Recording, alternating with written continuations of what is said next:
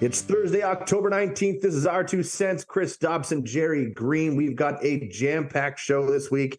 A lot of sports happening, Gerry. We had a lot of good positive feedback about the new taste of the show last week. The segments were great. We're getting a lot of love, but let's fire this thing off, man.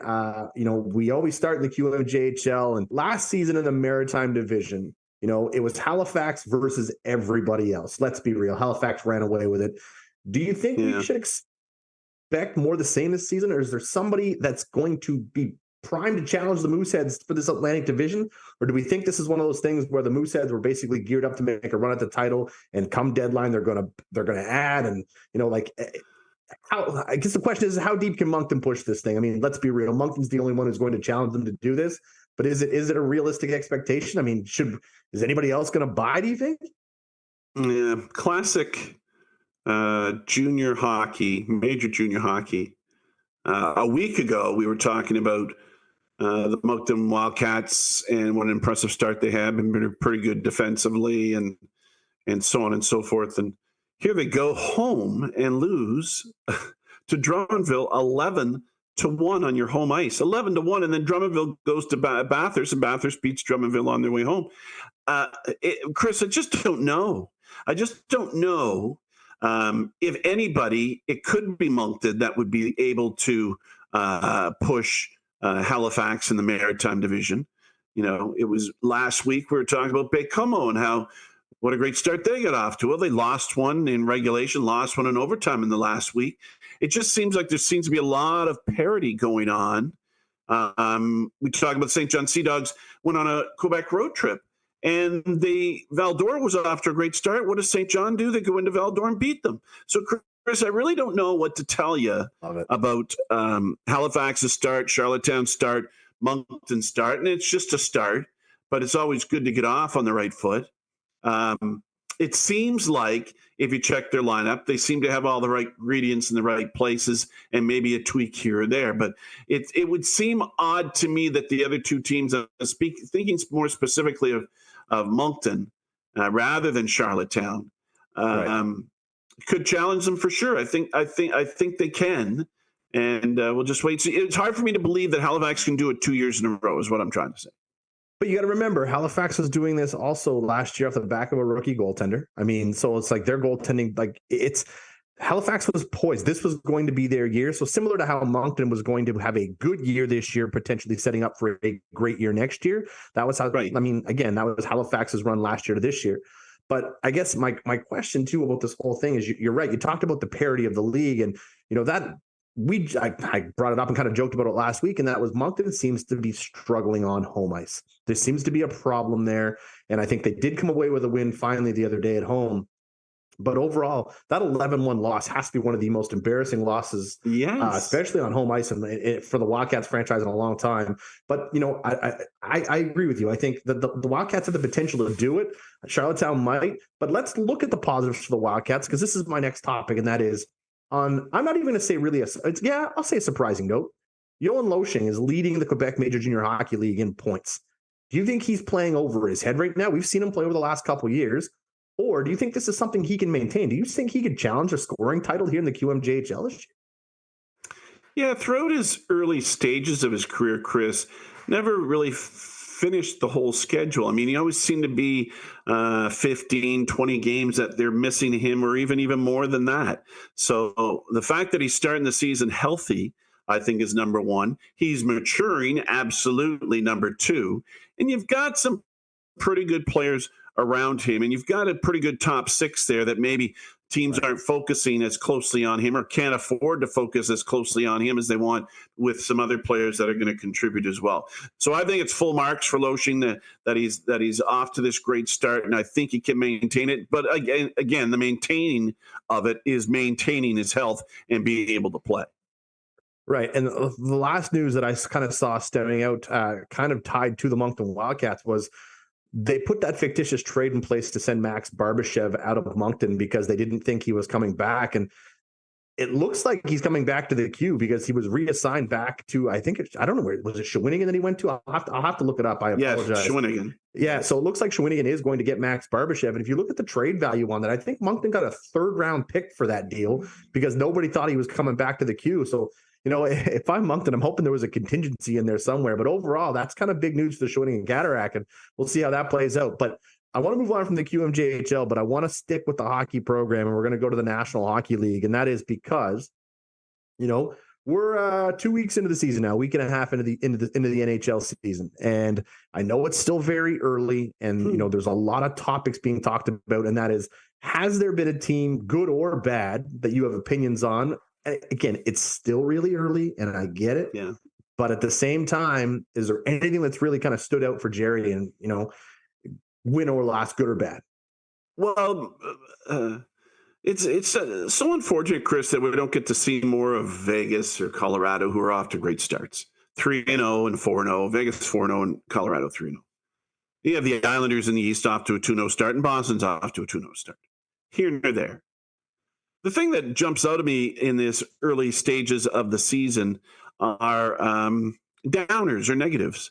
One being that Edmonton loses their first 2 games. Right. And the getting hammered on home ice. Vancouver goes in and beats them on a Saturday night. Toronto gets at home. They're off to a 2-0 start, and Matthews has scored hat tricks in both, and they lay an egg against Chicago. Those things kind of jump out at me. But the biggest thing that jumps out at me, Chris, is what's going on in Winnipeg. Now, Winnipeg trades Pierre-Luc Dubois to LA because they have to. He doesn't want to stay. I don't know if it's the weather. Who knows what it is? Don't know. The Jets have been on a slide, and I've said this before. Ever since Dustin Byfuglien left, the Jets have been on a slide. There's no leader there that can take the bull by the horns and shake the shoulders of some of his players and say, "Smarten up, let's go." I think they have the ingredients in place. First of all, I didn't like Dubois coming and Laine leaving. Now, I know Laine at times was a defensive liability, but Dubois' time in Winnipeg doesn't bring back highlights for me. So what happens the other night? Dubois comes in with the LA Kings, and what do the Winnipeg Jets do? They let him score the first goal. Not let him, but it just seems like that's what happens with the Winnipeg Jets. They've been on a slide. And here's the kicker, Chris. It's going to start hurting them financially. The Winnipeg Jets play in an arena over 15,000 seats. That's the smallest in the NHL. They have to fill those seats, and they have to do it with premium ticket prices. Well, the other night against LA, they had 11,492 people there. That's 4,000 below capacity. And they're doing so because they were certainly grateful to get the NHL back, Chris. But now it's about, boys, put a team on the ice that I can spend my money and really enjoy watching. Not these the ups and downs that have happened in the last few years, and they're letting Dubois come back and score against our home team. So they've got some troubles there in Winnipeg, not only on the ice, but they've got them off the ice and getting the fans back enjoying the Jets and appreciating the NHL is in Winnipeg. Yeah, you know what? It was kind of a mixed topic and a mixed breed for me when it comes to Pierre-Luc Dubois, because obviously as a Montreal Canadiens fan, every rumor pointed to him coming to Montreal. Yeah. And as far as that goes down, I mean, you looked at why they traded Laine for Pierre-Luc Dubois. Both guys needed to change of scenery, but at the same time, you can't typically great centers don't become available in a trade, right? So yeah, I had mixed emotions about it too, but overall, I'm not surprised he came back to score. But I want to talk about the Montreal Canadiens. Shocker. Yes, you do. And that is, of course, already we were 2 games into the season, and we've already added 80 man games lost in the injury situation because, of course, same old story with the Montreal Canadiens. Gerry, why can't we have nice things? Why are we not entitled to them? Kirby Dach out with an MCL, ACL. He's done for the year. On top of that, hasn't been announced officially what the timeline will be. But Caden Gooley is now injured, and it looks like Marty St. Louis said it could be some significant time. There's another one. I don't know. Like, my heart hurts, man. And like, as far as how everything else goes, I had not big expectations, but I told you last week, I'm hoping to see this team finish 15 games higher, and they still could. We have a lot of great The only positive thing for Montreal right now is how good their team in Laval is going to be this year in the AHL. I think it's going to be phenomenal. But overall, Kirby Dach being gone again, whole season, boom, that's gone. Could the Montreal Canadiens look at adding a Patrick Kane to kind of replace Kirby Dach for this season? Who knows? Would he ever consider going there? I don't know. But overall, same half story, injury bug bitten. Only this time it only took 2 games into the season. I'm defeated at this point, and I already don't want to watch, but I can't turn away. It's like a car accident. I have to watch. I do want to talk about Cale Makar, though. Cale Makar sets the record for the fastest D-man to 250 points. Did it in 241. Bobby Orr needed 247. Makar somehow underrated, even though everyone knows he's great. I mean, cover athlete of NHL 24 from EA Sports this year. Anybody who sits on Cale Makar and thinks he's underrated needs to take off your rose-colored glasses and watch some television. And again, Chris, unfortunately, us way out here in Atlantic Canada, if you're in the Eastern time zone, it even makes a little bit of a difference. We don't get a chance to see him. We don't get a chance to see him unless Colorado is swinging through maybe Toronto and Montreal, or going up the Eastern Seaboard. But when they spend so much time out west, it's unfortunately we don't get to see him. And be it with McKinnon as well, we don't get to see him as much as we need to be, or should be, or want to be. So that is part of the mystique about Makar. Oh, Makar, who's that? Oh, yeah, he's out west there. He's piling up points. Yeah, we don't get to hear much about him, or we don't get to read much about him because it's so late at night when they play, and we don't get to an opportunity to watch him real close. So that's disappointing. Yeah, I fully agree. That being said, Gerry, we don't have to go into detail on it, but I know some of the odds were released for some of the awards early on in the year. Again, it's still really early, but I mean, just a couple notable. Connor McDavid, hands down odds-on favorite to win MVP. I'm not really surprised by that, although I'm shocked with how, Austin Matthews is second, but there's a big gap between first and second, and then Jack Hughes is listed at third. The North, though, Cale Makar, again, head down. Adam Fox is at second. Dahlin is there at third right now, odds-on favorite. But then if you look at the Vezina, this is the one I enjoy. So Ilya Sorokin right now, not the odds-on favorite, but between him and UC Saros, they're the guys who are looking to go 1-2 on this. I think Shesterkin, and you know what? Connor Hellebuck's in fourth right now to win the Vezina right now, odds-on fourth. And I was like, yeah, I would be stunned, but overall, it's interesting to see these numbers coming out so early. And again, you're going to see this whole thing change a little bit as the season progresses. But overall, already putting these numbers out there almost makes you want to kind of take a flyer on a guy like Jake Ottinger. It's a plus 1,000 right now on Bet365. Maybe we'll throw some money out there, but I don't know. Didn't Erik Karlsson win the Norris last year? Yeah, I believe you're right. Erik Karlsson did, didn't he? Of course he did. Right. Okay. So here he is. Did you see the odds on Erik Karlsson? He's 10th in regards to odds. Now, here he's going to Pittsburgh, and I'm going to be very fascinated to watch what's going to happen there in Pittsburgh with him there. And we get to see him a little bit more on the Eastern Seaboard instead of out there in San Jose. So that'll be fun, too. And I think that maybe we should put some money on Karlsson, being that it's on the Pittsburgh Penguins, who are off to a great start. Looks back to back Erik Karlsson picks. Well, you never know, but Malkin's off to a great start. Crosby's cruising. The team's playing well. You never know what could happen, but it just seems odd. He's 10th in the rankings in regard odds-on favorite to win the Norris Trophy. Fully agree. All right, let's go to baseball playoffs because things are getting pretty interesting out here. I want to start with the Rangers and the Astros. I want to check in. How do you feel about this series so far? Are you shocked by it? Are you surprised that that Texas is looking as good as they did? I mean, I'm not. I told you last week I thought they were poised to go that way.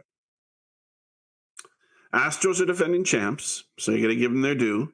But losing 2 at home, not good. But they're when it comes to baseball, it's all about pitching. I don't care which ballpark you're in. It's all about your starting pitching. If your starting pitching's good, you can win in any ballpark, be it home or away. It's not the fans that are going to lift you up and get you to hit the home runs. Right. It's about the pitching by your team and the opposing team that matters. But the Rangers seem to be seeing the ball so well, no matter who's throwing it. And it comes down in baseball like it did last year, and the Phillies are doing it again this year. We'll talk about them in a minute. The Rangers are just on a groove. There's oozing confidence. And when you step up to the plate and you have that much confidence, you step up to the tee, Chris, and have that much confidence, you're thinking, I can swing this club as hard as I want, and I know it's going to go straight. That means a lot of things in baseball. Right. If I get my bat on this ball, good things are going to happen. We've had some great starting pitching. It's just I think the Rangers are destined, and to have the next. Well, geez, they can't be too far from each other. I don't know if they play the next two in Arlington, or do they go 1-1 after that? Do they go 1-1-1 because they're so close to each other?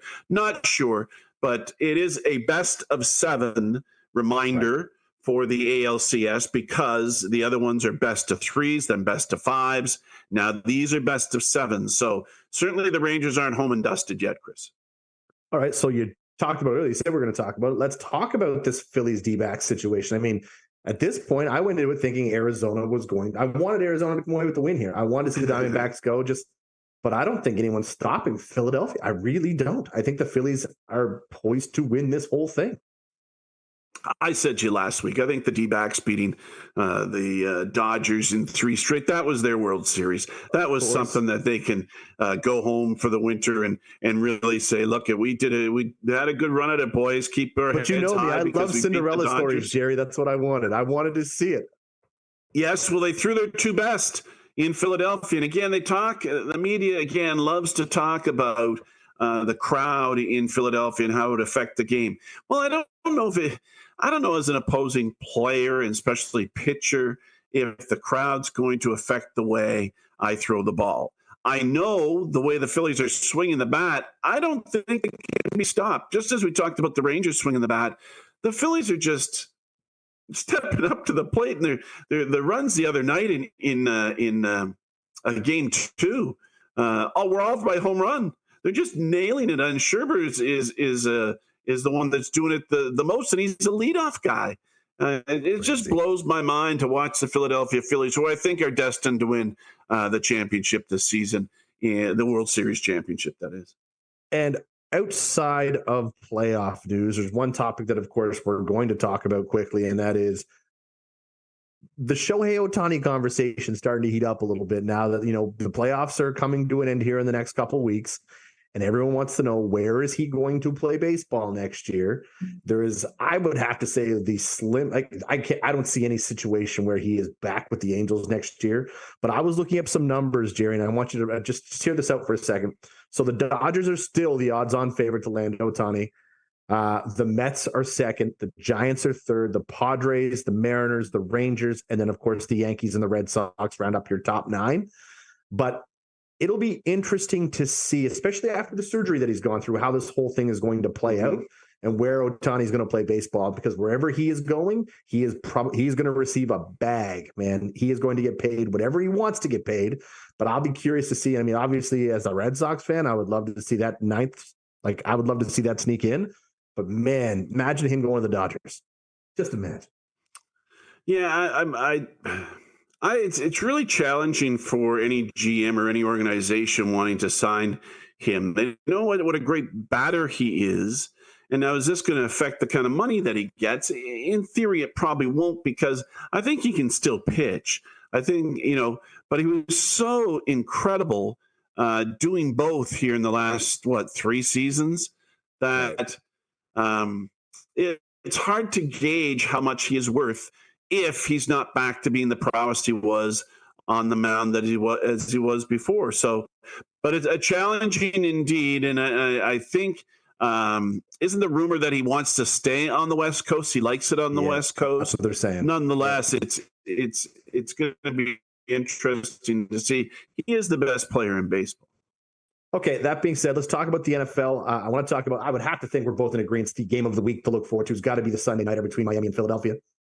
Oh, absolutely. You've got now here, Philadelphia's got a little kink in their armor now, because they lost to the Jets last weekend, and the loss to the Jets, which knocked them from the unbeaten ranks, I thought was deserved. Yep. I didn't think San Francisco in Cleveland deserved to lose that game. They were kicking the winning field goal and the guy misses it. And there was a few penalty calls on the last drive for the Browns going down to take the lead. I just thought San Francisco was still on the road in a hostile environment with bad weather. We're still in position to win. Nonetheless, I'm excited to see what's going to happen in Philadelphia with Miami coming in there. Colder weather. I believe it is in Philadelphia, isn't it? Yep. It is in Philadelphia. It is. And the other one I want to watch, Chris, which is been intriguing me terribly all season long, is these Detroit Lions. And the Lions, this is an interesting stat, are going into Baltimore to play the Ravens, have never beaten the Ravens in their park since the Ravens came into the NFL. So this could be the weekend. That's going to be a good rock'em sock'em type of game. That's at 2:00 on Sunday. I think the Lions will go in and beat Baltimore. Two other kind of newsworthy conversations to kind of at least mention is, of course, interesting to see Aaron Rodgers out throwing the football casually without crutches the other day at that Jets Eagles game. Interesting. A lot of people are worried. Could he come back and play this year? I'm not going to get into that right now, but the other story, of course, coming out of Indianapolis Colts camp, and that is 4th overall pick quarterback Anthony Richardson is officially out for the season. Shoulder surgery is happening. Jim Irsay and the rest of the team made the announcement today. That's a big loss. So now Gardner Minshew, which is, Lord help us at this point, because he did not look that great last Sunday. But overall, Aaron Rodgers coming back to play is generating a bigger buzz now than Taylor Swift for a week, which was great to see. But overall, yeah, man, the NFL's been exciting. It's been a good, fun season to watch so far. I do think, like, going back quickly, yeah, I like Miami there, and I am going to take Detroit of those two games you mentioned. I think that's it. So overall, I mean, that's pretty much with the NFL. We're going to check in next week, and we'll have a bigger conversation about it. But overall, that's, good topics to look at. All right, it's time for the Atlantic scene with Green. Gerry, what is happening around the Maritimes or here in New Brunswick? Give us the local update. Well, this league has Maritime in its name, Chris. It's the Maritime Hockey League, the MHL, which is near and dear to my heart. And the Miramichi Timberwolves are a team that I cover very closely, are off to one of their best starts ever. And a matter of fact, they're in the top 10 of the CJHL rankings across the country for junior A teams. They sit at number 8. They have an .857 win percentage, Chris. They're currently off to a 6-1 start. They've won 5 in a row. They're the hottest team in the MHL. Interestingly enough, this Saturday night, the Timberwolves will be hosting the Yarmouth Mariners, who are the defending champions in the MHL and are on a 3-game road trip. Very unique, Chris. Since the Northern Division added West Kent, which is Bucktouche, to the lineup, those teams that come up from Nova Scotia are going to get to play 3 games right down the eastern side of the province, starting in Campbellton Friday for Yarmouth, Saturday in Miramichi, and then Sunday they go to Bucktouche. Very interesting combination that hasn't existed before in the MHL. The AUS is underway, Chris. Men's hockey is off and going, a couple weeks in now. Surprise. UNB's on top at 4-0. They've scored 22 goals, have allowed just 4. They have a good matchup this weekend. They go to St. Mary's on Saturday night. That's my game of the week, as St. Mary sits in second place with 3-1. Moncton's at 2-2. They're on that Nova Scotia road trip too. They play in St. Mary's on Friday and Acadia on Saturday. The women are underway too. UDM's on top of the women's standings at 3-0-1. They're home for a pair of games this weekend. They have St. FX in on Friday and have Dalhousie in on Saturday. Both of those are 7:00 starts. And if you want to see some live hockey action here on Rogers TV, you can do so tomorrow night, 8 p.m. The 1-6 St. John Vitoes will be hosting the 4-1-1 Moncton Flyers, who sit second place in the U18 New Brunswick PEI standings. Speaking of those standings, the Kensington Wild sits on top, leading those standings at 5-1. Great update, Gerry. Truly appreciate it. Now let's close this thing off with what we love to call our 2 cents. And I'm going to start this thing off with a very controversial topic, of course, coming out of the rumor mill of the National Hockey League, if you would, in the last 6 days. And that is, of course, the NHL sent the memo out that they will be not taking part in the rainbow-colored Pride Tape event nights. They're still going to have Pride nights, but the jerseys won't be worn, and the Pride Tape is not going to be provided. There's been some serious backlash about all of this, and seeing some major ambassadors of the National Hockey League I'm going to use Scott Lawton himself. He said, I'm going to use this tape if I have to buy it myself. Sidney Crosby came out and said he didn't agree with it. One of the biggest advocates, of course, Brian Burke, he came on out. He was just dumbfounded that the NHL would allow this to happen. Of course, coming off the backlash from, a lot of the players last year refusing to wear the jerseys in the warm-up. It doesn't feel very inclusive, Gerry. It doesn't feel like you're trying to make everybody a part of the game. I think at the end of the day, if you're going to ban those nights, you have to ban military night. You have to ban all these things, because as far as I'm concerned, you're basically telling one group that, hey, we're not going to advocate for this, but others will be okay with. I'm not okay with it. My 2 cents on the whole opinion is you're a part of the National Hockey League. It's one of the only pro sports leagues out there that's not doing anything. The NFL's, they promote a great event. The NBA promotes a great event. I have a big issue with it. My opinion is I think it's something that the NHL has. I can't believe that they've decided to take this stance on it, but at the end of the day, it's above my pay grade. It's just I'm not a fan of it. That's my 2 cents on the whole opinion. I'd love to hear yours. Chris, my 2 cents revolves around the media sticking their nose where it doesn't belong. Let's go back a week or so ago. It was the Atlanta Braves, Philadelphia Phillies series, of which one of the Braves said in the locker room, under what he assumed probably was the confines of the locker room, he said, "Attaboy, Bryce, way to go," when Bryce Harper got picked off on that double play, that infamous double play that ends up getting Atlanta a victory. Where you see the media stick their nose in where they don't belong is someone overheard that from Fox News or Fox Sports and thought he'd go and tell the Phillies, of which fires up Bryce Harper. I don't know if it's the do-all, end-all on how the Phillies beat the Braves, but it was an underlying story which kind of irritated me, and so this is what my 2 cents is about. The media can't be hiding behind lockers and hearing somebody say something about another player on another team and then go and literally Chris squeal about it. Let me go tell them what I heard. It's very, I think it's childish. I thought the whole thing was childish the way Harper reacted anyways, but I don't think that's their place. The media in the locker room is a privilege. You don't go and tell stuff that you weren't supposed to hear, or maybe you were in a place where you weren't supposed to hear stuff and relay it to the other team to boot. Really irritates me. That's my 2 cents this week. We thank you for watching this week. We hope to see you next week. For Chris, I'm Gerry. Join us on Rogers TV.